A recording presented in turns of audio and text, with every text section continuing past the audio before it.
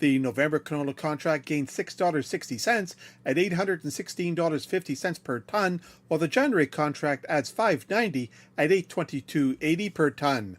Strong upticks in the Chicago soy complex, along with increases in European rapeseed and Malaysian palm oil, are spilling over into canola.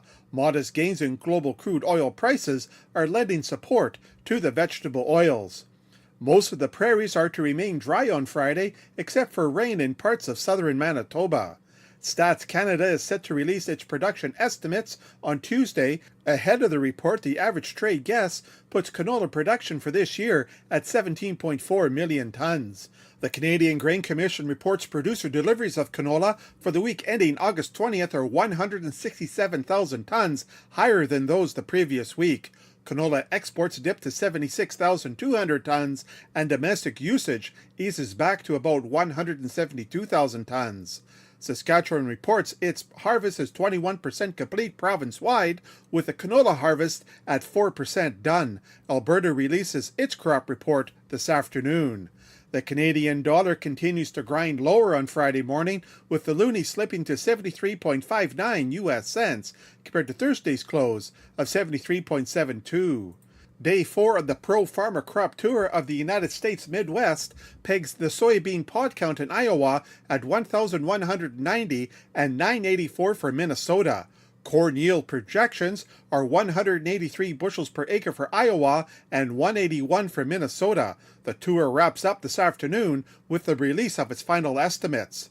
Rounding off prices at the Chicago Board of Trade, soybean futures are stronger on Friday morning. The November contract gains 13.5 cents at $13.85 per bushel. October soy oil jumps 1.11 cents at 64.79 cents per pound. October soy meal is up $3.10 at $418.70 per short ton. Corn is higher as its December contract bumps up 2 cents at $4.90.5 per bushel. Oats are also higher as its December contract adds 7 cents at $4.93. The U.S. wheat complex is steady to higher, with Chicago December nudging up a quarter cent at $6.32. Kansas City December tacks on 3.5 cents at $7.66. And Minneapolis December is up a nickel at $8.04. That's a look at the ICE futures and Chicago markets for Friday morning, August 25th. For MarketsFarm.com in Winnipeg, I'm Glenn Halleck. Outstanding capacity, innovation, and the industry's highest density come together in a New Holland roll belt round baler. Available at Butler Farm Equipment in Fort St. John. Whether you make 4x5 foot, 4x6 foot, or 5x6 foot bales, there's a roll belt right for you. All models feature wide, durable pickups and smooth feeding systems for faster baling. Integrated precision solutions help you make smart baling decisions on the go. Stop by Butler Farm Equipment in Fort St. John today. The opinions expressed during this show do not represent those of this station. If you've missed any of this show, you can follow the podcast at energeticcity.ca. Now, an in-depth look at the news and information shaping our community. This is Moose Talks with your host, Doug Craig, on Moose FM. Good morning and welcome to the show. A little later on, we're going to be talking with Kathleen Dyke of the BC Conservation Officer Service about what happened recently when 4 bears were put down in Hudson's Hope because they were foraging in town. But first, as Russia's invasion of Ukraine continues, families fleeing the war-torn country have been coming to Canada and Fort St. John with no connections to people or place. Dan Davies and some Ukrainian people who are already living here have recently begun the process of starting the Northeast Immigrant Services Society to help bridge the gap. So to talk a bit about the society and the people there hoping to help, we're joined now by Hanna Buran of the Northeast Immigrant Services Society. Hanna, thank you so much for being here today. Thank you for inviting. Good morning, everyone. So why don't we start here? We were kind of just talking about how the society is still kind of working to be a society. You guys have started kind of the work of becoming one. You've got some money lined up, but some things have got to happen first. But what's kind of the goal of the society? What are you planning to do for some of the families who have come to Fort St. John from Ukraine in the past year or so? Okay, so we are here just because our hearts are filled with love of Jesus, and out of our kind hearts, we saw that families are coming and they have no connections to anyone. They do not have anyone to say hi in their native language, and they really are looking for communication. And when they come, they face a very big difficulty, the language barrier.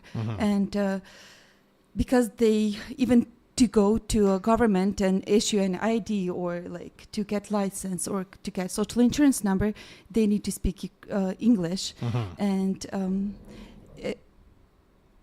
to help all these problems, to get housing, to get furniture, to get food, even where to go to buy groceries, we decided to form a society to help each other and to help people connect to each other, because there are also lots of Fort St. John Canadian families who are willing to help, and they do not know who to contact and who to help, like how to connect those people who are coming. Yeah, because as I understand it, I mean, people are fleeing, if I can use that word, Ukraine. Yes. They come to Canada. First of all, do you know, is that a decision that they make, or is it they're leaving and they go kind of wherever they can or where they're allowed to go? Do you know what the case is with that? It's okay if you don't. I was just curious. Lots of Ukrainian families see it's not safe, and it is not safe, especially at some places where kids are sitting in the bomb shelters and very scared of the noises and having their loved ones out there in war, and they decide to leave the country. It's like a must. It's not like out of their own will, and sometimes they even have to pack all their things in a big hurry and just leave the country.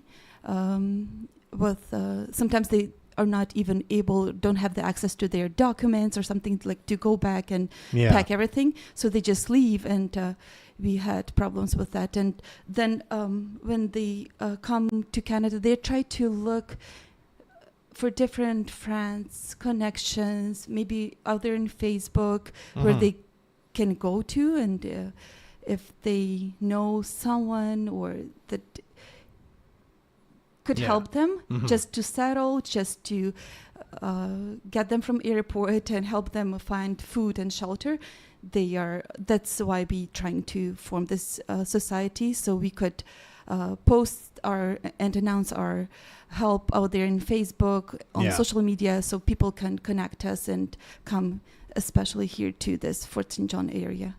Because as I understand it, Immigration Canada, they help bring people here, but then that kind of ends once they're here, right? Then it's up to the family to sort of establish themselves, here in Fort St. John, for example. So I did notice you guys put a poster up at the airport here, kind of telling people who they can contact at the society, for example, and where they can go for help, correct? Yes, because it's very dear and nice when you come and don't know anything where you're going to and who is going to be there for you to help out, to read a sign in your own language and also in English, and to contact anyone. And we have been called or contacted that, would you please meet us at the airport and help us find housing. And it has been a challenge because you have to have references, like your story, like a history of having rents in Canada, and but some people were really nice, and some companies, even Home2, were providing some rooms for Ukrainian families for 2 weeks, but still that was really helpful to help set everything up, like documents and some IDs and some to help, and also to have this a little bit more time to look for a rent. I see. And I don't know how many people the society's been able to help yet, because again, you're still sort of working to become an official society, but has it happened, or are you planning to somehow reach out to people even before they get here? Is that going to be able something that you can do to say, hey, we know you're coming, here's who you contact when you get you here. We'll get you the airport. From the airport, we'll get you the hotel room. Here's some things you can do in town. That sort of, is that sort of the plan to even reach out to people as they're even on their way to Canada, rather than they get here and, well, what's next? We don't know. Is that sort of the plan? You're just right. That is our plan, to be able to have an office and to have a telephone and a place like where people can physically come to. What if they get like a letter, they do not know what it's saying, or if they and especially to have more people coming to Fort St. John, and we are hoping to accept more people here. It's very important for them to know that somebody's waiting for them. I see. Now, you had said you wanted to make sure you say thank you to the many people who have already been trying to help and that you've started to work with and whatnot. I know, for example, I believe there's some Ukrainian language books at the library. That's something they've started in the last year. But you said there's many people in this community who've reached out, who've opened their homes, whatever it happens to be, to help the families who are coming from Ukraine. Yes, from the bottom of my heart and from all of Ukrainian families. We just had a meeting yesterday because it was Independence Day in Ukraine, but still we met and we said hi to each other and hugged and cried. But so all of them said, thank you so much to all of your people in Fort St. John who were very, very nice and welcoming, sometimes even coming up and saying hi and welcome. It helps a lot. And especially to schools and churches in Fort St. John who were very nice and accepting and loving, and also 101 Church and beautiful community over there who accepted a couple families that were having kids of 10 kids, 7 kids, and they were able to provide them food, shelter, and also work. And so to all of you, and also to Lori and Andy Ackerman, and also to Dan Davis and Jen and Jennifer, like lots of, I cannot even say how many beautiful families out there who reached out and say hello and said welcome and brought us cards like with sunflowers, or brought us quotes that would remind us skies over Ukraine or something. Like those special dear moments were very, very warm and kind-hearted, and it helped us kind of feel more welcomed. And also lots of people also connected and said, I have extra furniture that I do not need. Like I have a mattress, I have a bed that you could put your kid in, and that brought tears to our eyes. And we wanted to say thank you very much for all those help, and we really hope that we get a storage once we will be officially open, and we will announce that.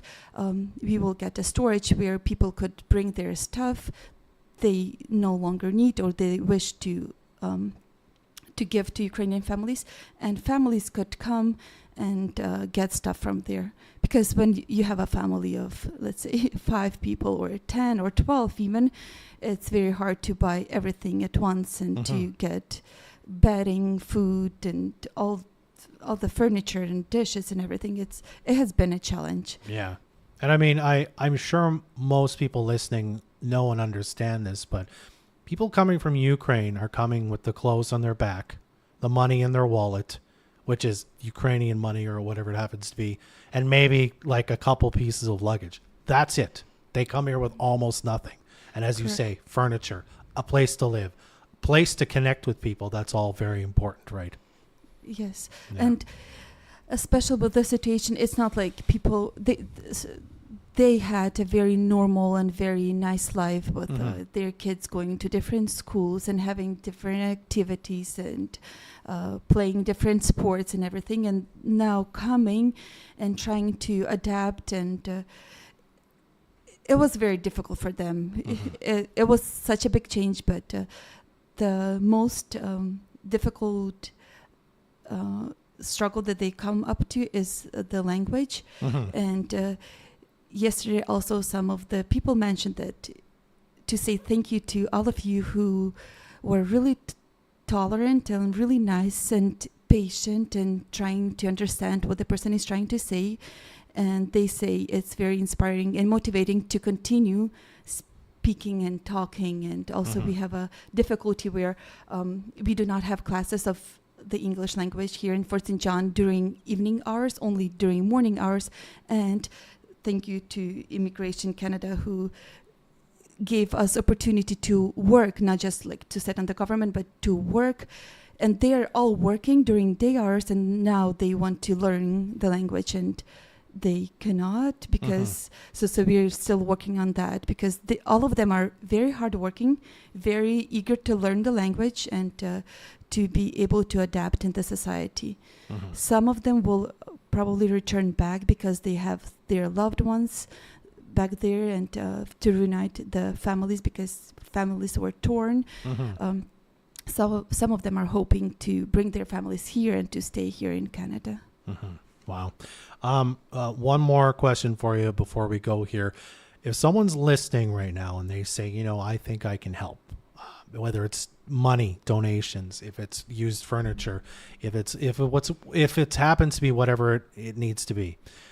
You said the society's still kind of getting started up, but what's the best way for these people to maybe get in touch to help out if they can, or maybe wait until the society's kind of ready, because you need that needs to be kind of set in place beforehand. What do you say to that?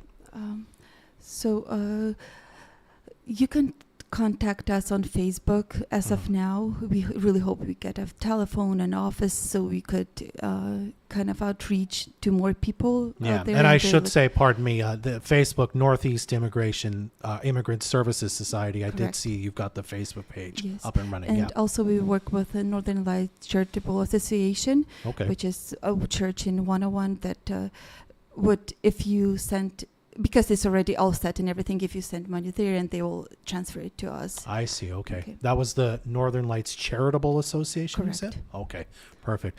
Well, Hanna, I really appreciate you coming by to talk to us about this today, and I wish you good luck in getting the society set up. And it's awesome work you and everyone is doing there. Thanks for your time today. I appreciate it. Thank you very much. You're very welcome. Thank you, all Canadians. Thank you. Again, that's Hanna Buran with the Northeast Immigrant Services Society. We'll be right back to Moose Talks right after this. Dealing with sore muscles? Been there, done that. Hi, I'm Colin, owner of Can Have Today. None of us want to deal with sore muscles, so that's why we've developed our Soothing Juggernaut Cream. 100% Canadian and natural. Soothing Juggernaut will effectively calm those sore muscles and soft tissue aches. Plus, it's also good for bruising, wrinkles, and athlete's foot. Can Have Today, winner of the 2023 Canadian Business Award. Get Soothing Juggernaut at Homestead Health or at canhavetoday.ca. It's the Nevada Bob's Demo Day sale today through Saturday. Big savings on top brands: Cobra, Cleveland, Sirixon, and Mizuno. Tailor-made Stealth drivers, regular price $799.99. Demo price $459.99. And they have 6 demo sets of Titleist irons at 40% off. And the tailor-made Sim 2 Max irons, regular price $1,049.99. Demo price $799.99. Stop in and see what we have for our summer demo sale. Nevada Bob's Golf in Grand Prairie City Center. Your game, your store. Head back to school feeling good and looking good with help from the Hairbin. School bells will be ringing again before you know it, so get those appointments booked with the Hairbin now to beat the rush. Plus, during the month of August, you'll get 15% off all liters of shampoo and conditioner. Be ready for back to school. Book your appointments today with the Hairbin Salon, Barber, and Spa. Voted People's Choice Salon and Spa since 2011. Find them on Facebook or visit them at hairbin.com. It's all happening now. The Ernie Sports Experts Blockbuster Tent Sale. Factory authorized clothing clear out means you save up to 60% off. Hundreds of shoes are up to half off. Men's, ladies, kids. Top brands like DC, Mizuno, Adidas, New Balance, Under Armour, Roxy, Quicksilver, Burton, Fox, and Vans. The Blockbuster Tent Sale at Ernie's Sports Experts. The Fort St. John Hospital Foundation 50/50 is back, and you could win up to $10,000. Get your tickets right now on their website at fsjhospitalfoundation.ca. Tickets are 2 for $10, 10 for $20, 25 for $50, with a grand prize draw happening August 31st. Proceeds from the lottery will help the foundation buy critical pieces of equipment and PPE for the hospital. The Fort St. John Hospital Foundation 50/50 is proudly supported by Moose FM and energeticcity.ca. BC Gaming Event License number 143279. Know your limit, play within it. Listen to over 500 radio stations from anywhere in Canada with Radio Player Canada, the must-have app that's as Canadian as you are. Smart, lovable, easygoing, fits in anywhere. From early morning hockey practices to late night after parties. Enjoy every type of radio station, anywhere, anytime. Listen through your phone, Sonos, Google Chromecast, Google Home, Amazon Echo, Apple CarPlay, and Android Auto. Download the Radio Player Canada app today. It's where Canadian radio plays. Watch this show live on Facebook or download the podcast at energeticcity.ca. Welcome back to the show. I'm Dub Craig. Now we're going to talk a bit about bears. There was an incident recently in which BC COS officers, well, I guess that's in their name anyway, they had to put down 4 bears because they were foraging in the district of Hudson Soap for fruit that was left out on the ground and whatnot. So we're going to talk a bit about that and how to keep yourself bear safe in your community with Kathleen Dyke, an officer with the BC Conservation Officer Service. Joins me now on the phone from Chetwynd. Good morning, Kathleen. Good morning, Deb. How are you? I'm very well. Thank you so much for joining us today on the show. So I think most of us know this story now, but I was wondering if you could tell us a bit about what happened. As I understand it, these 4 bears were foraging within Hudson's Hope, and as such, the service decided that we had to put them down. Can you kind of explain, elaborate on that story, please? Yeah, thanks for asking, Deb. I think there was a bit of misconception around this in particular. I do want to take the time to correct that. It was 3 bears. I apologize. That's quite all right. 3 bears in the community of Hudson's Hope. And just to give some background, bears are moving around in search of food right now. They're in a stage called hyperphagy. So for July, August, September, they're eating as much as they possibly can. The smell of ripe fruit attracts them, and they're moving through communities eating natural foods. Mm-hmm. And then they come across attractants like rotten or fallen fruit. They then come across unsecured attractants like garbage. When this happens, bears become food conditioned to non-natural food and show minimal fear to people, making this a risk to public safety. And in this situation, the result ultimately was to put down 3 bears in Hudson's Hope due to unsecured attractants, pulling bears, and keeping them in the community. So I guess my first question, Kathleen, is at what point is that decision made that we have to put them down? I mean, can the bear get... I guess my question is there like a 3-strike rule or something similar? Like if it happens once, well, that bear isn't conditioned, but at some point, this bear is just going to keep coming back unless we do something about this situation. How does that work? Mm-hmm. Well, with the CO service, we follow a matrix under our policy of what these interactions with bears, wildlife conflict with humans looks like. Mm-hmm. Once bears are conditioned to non-natural foods and show a minimal fear of people, they're no longer candidates for rehabilitation or relocation. They can travel long distances in search of these now familiar food sources, such as garbage or fallen fruit, making the risk to public safety simply too great. And that's the key. The key is to secure and remove any attractants, to clear up any fruit so that it doesn't become a public safety risk. Mm-hmm. And you say rehabilitation. What does that mean? Well, rehabilitation, sometimes when we have young of the year who haven't had that introduction to a negative introduction to humans and to attractants like garbage, we can send them to a facility. But oftentimes with the introduction to garbage and our people, it's more difficult to correct that behavior. And we also wondered, could the fact that there was a forest fire last year that maybe, near to Hudson Soap, for example, maybe push these bears to come closer to town? Or is that really not really a non-factor in what happened here? Dub, I'd like to speak to that fact, but certainly I think the Fish and Wildlife in our region will be better able to understand that sort of movement. But what I can say with this situation, really the key was the unsecured attractants. Bears have a very keen sense of smell, one of the best in all of the animal species, up to 7 times better than a bloodhound. Having unsecured fruit, ripe fruit, fallen fruit on the ground draws bears into the community. Hudson's Hope is a beautiful area full of orchards. So that really is to secure and remove all attractants. I see. So while the food's growing on the trees, I mean, the bears are uninterested, but this time of year it starts to fall to the ground. That's when they come out, and that's when people have to be really vigilant about cleaning up the fruit and making sure, they take it inside or whatever they have to do with it. Yes, very much so. And in terms of the abundance of Saskatoon berries and choke cherries, they're ripe as well. So they could still be on the tree and growing full and ripe. That gives off a bit of a scent, but yes, you're right. Fallen fruit that's ripening and rotten on the ground gives off a lovely, sugary, fermented smell and draws animals in. Now, of course, there's not just bears in Hudson's Hope. Every once in a while, we hear about bears near to Fort St. John and whatnot. So the people listening here, what's kind of your advice for them in terms of fruit and making sure that we aren't attracting bears to come forage in the city and leading to them, unfortunately, having to be put down? Yeah, really good question. Thanks for asking. The best way to help keep people and bears safe is to secure garbage and other attractants. Don't give bears an opportunity to linger and create conflict.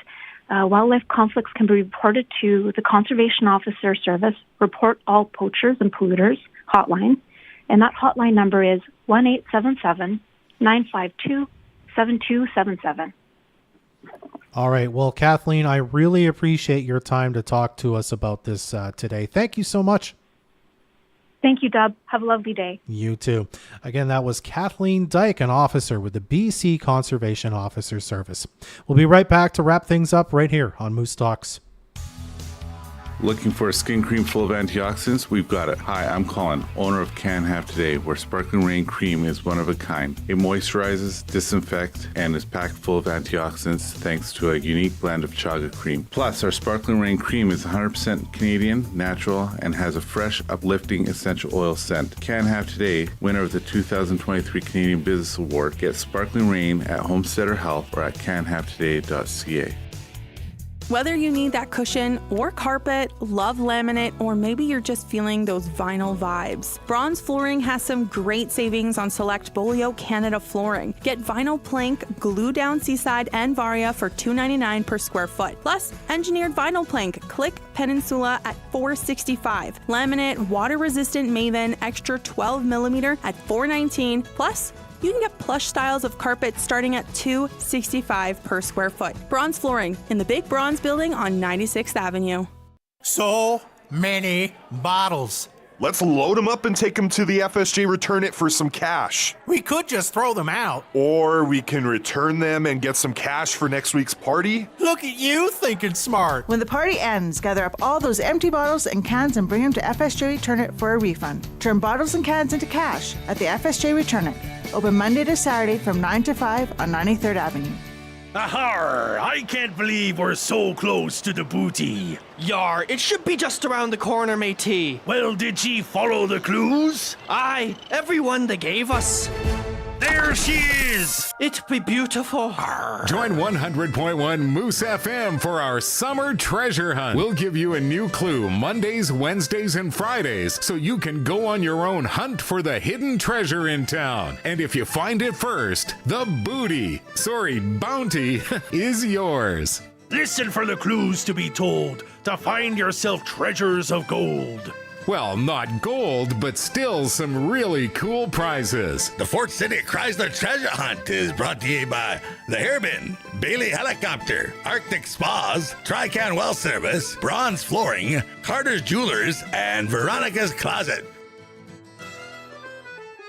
Bacon or sausage and egg McMuffin? It's a delicious dilemma.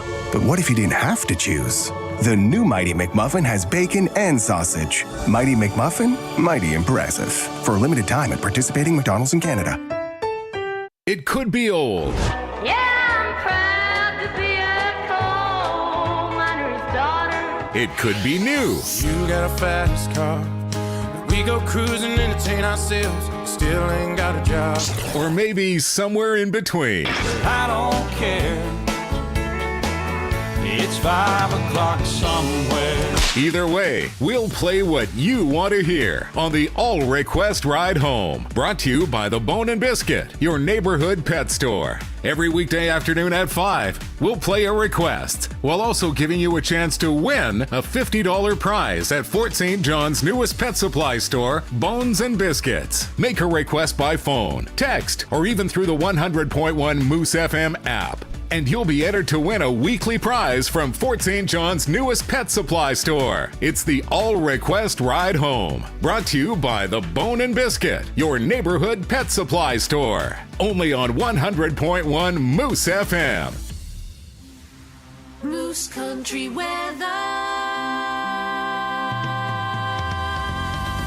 We're under a special air quality statement today due to widespread smoke expected throughout the day. We'll get to a high of 23.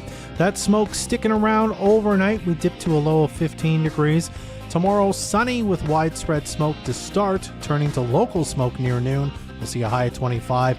And Sunday set to be sunny and a high of 29.